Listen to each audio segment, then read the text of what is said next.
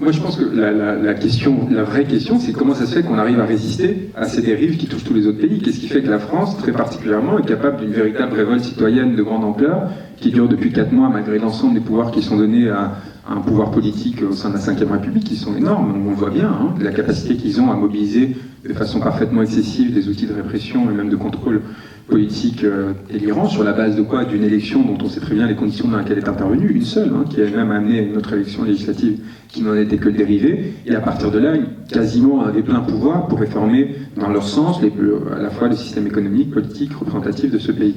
Et donc comment ça se fait qu'un peuple comme le français résiste, et surtout que dans ce peuple-là, les personnes qui sont les plus fragiles, qui ont le moins de droits, qui sont les plus stigmatisées, donc qui a priori sont le moins portés à réclamer, à s'exprimer et à oser sortir dans la rue pour dire non, nous existons et nous avons le droit de nous exprimer. Comment ça se fait que ces personnes-là sont sorties en masse pour défendre leur dignité?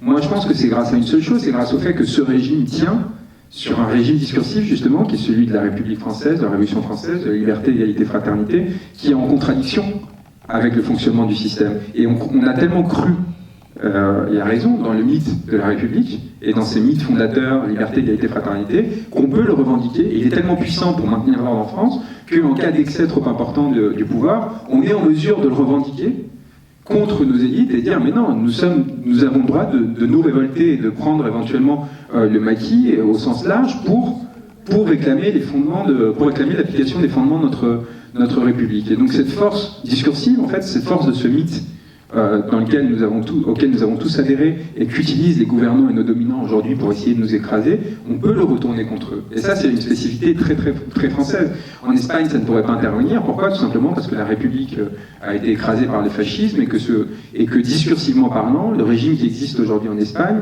qui sort de la transition espagnole, par exemple, est le fruit de la couronne, donc de la couronne qui était l'allié effectif du franquisme, etc. Donc il n'y a pas l'assise symbolique et discursive que nous avons.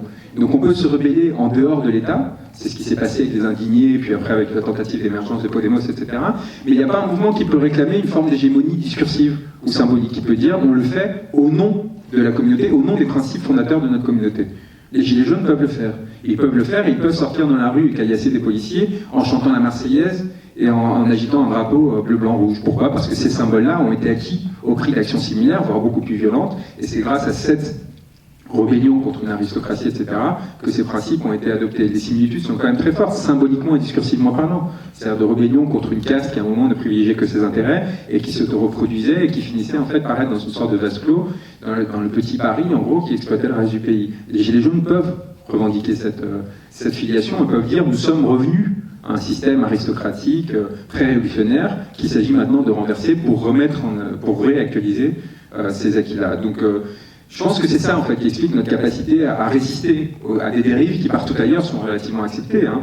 C'est-à-dire qu'ils sont acceptés, ou alors qui, encore une fois, même, je pense aussi au cas d'Italie, c'est-à-dire qu'après les années Berlusconi, etc., bon, maintenant, il y a eu cette émergence de ce mouvement populiste, le mouvement 5 étoiles, et vous voyez bien que ce mouvement a beaucoup moins de force en termes discursifs, etc., et elle s'en tient à une forme de vulgarité du rapport aux politiques qui passerait par une sorte de transversalité, d'horizontalité dans la gestion des affaires courantes, mais qui n'a pas de base solide en termes de, oui, c'est ça, en fait, d'institutionnalisation potentielle, de discours, de régimentalité. Pourquoi? Parce qu'elle ne s'appuie pas sur les fondements même de la République italienne. Elle n'a pas cette capacité à en revendiquer la filiation.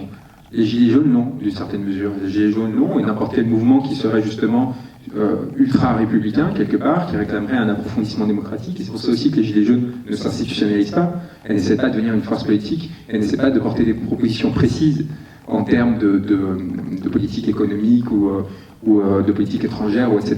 Pourquoi? Parce qu'ils veulent rester ce creux démocratique qui n'aurait qu'un objectif: rendre sa souveraineté au peuple, quelque part, au sens large, provoquer un approfondissement démocratique qui permette aux citoyens d'à nouveau s'intéresser aux politiques, d'à nouveau s'engager, en sachant que cette fois leur voix serait prise en compte de façon beaucoup plus importante, parce qu'il y aurait des nouvelles institutions, qui à leur tour permettraient à de nouvelles forces politiques d'émerger et au débat démocratique de se réinaugurer sur des bases beaucoup plus saines.